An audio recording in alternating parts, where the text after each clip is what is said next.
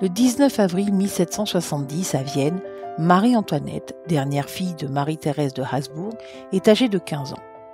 Elle épouse par procuration le dauphin de France, futur roi Louis XVI, petit-fils de Louis XV. Marie-Antoinette, reine de France. Film réalisé en 1956 par Jean Delannoy. Scénario de Bernard Zimmer, Jean Delannoy et Philippe Erlanger. Le 30 avril 1774, Marie-Antoinette, délaissée par son époux, s'étourdit et s'amuse seule et incognito au bal de l'Opéra, où elle y rencontre un jeune officier suédois, le comte Axel de Fersen. Le jour de la mort du roi Louis XV, Kreutz, l'ambassadeur de Suède, et le comte de Fersen se rendent au palais. Axel reconnaît en la nouvelle reine de France l'inconnue du bal de l'Opéra dont il est tombé amoureux.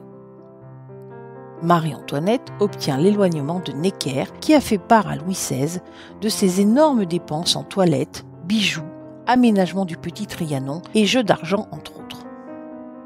4 ans plus tard, le comte de Fersen, devenu lieutenant des dragons de Suède, revient à Paris. Kreutz le présente à la reine qui l'invite au Petit Trianon.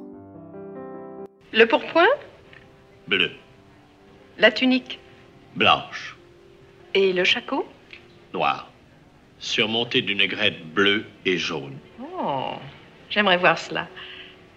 Venez un de ces jours à Trianon. En uniforme. De Fersen accepte l'invitation. Là, il se rend compte que son amour pour la reine est partagé.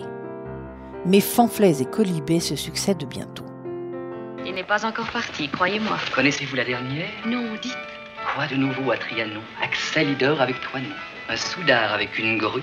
Voilà comment se perpétue la race pure du Bourbon. Pour ne pas compromettre la reine, Axel décide de s'enfuir aux États-Unis. Ça ne pouvait plus durer. Ces chansons abominables, toutes ces calomnies, il fallait couper court. Je tiendrai tête. Je ne vous ai déjà que trop compromise. Qu'avons-nous fait de mal? Rien encore. Mais demain, nous n'aurions plus la force. Fuir est le seul moyen. Trop tard, nous nous aimons assez pour être malheureux si nous nous séparons. Ne montez pas mon courage. Où iriez-vous? En Amérique, avec les volontaires de Rochambeau. Passer la mer, ne plus vous voir. Je ne pourrai plus vivre. J'ai signé. Vous ne m'aimez pas. Je ne vous aime pas. Dites un mot. Je reste. Alors pars. Pars vite. Oh Dieu, mon amour. 3 ans après, il revient à Versailles, couvert de gloire. Monsieur le comte de Fersen, vous avez servi dans nos armées en Amérique avec une approbation générale et vous vous êtes rendu par là digne de notre bienveillance que nous avons voulu vous manifester. La reine va vous dire. Le roi nomme monsieur le comte de Fersen, maître de camp propriétaire du régiment royal suédois.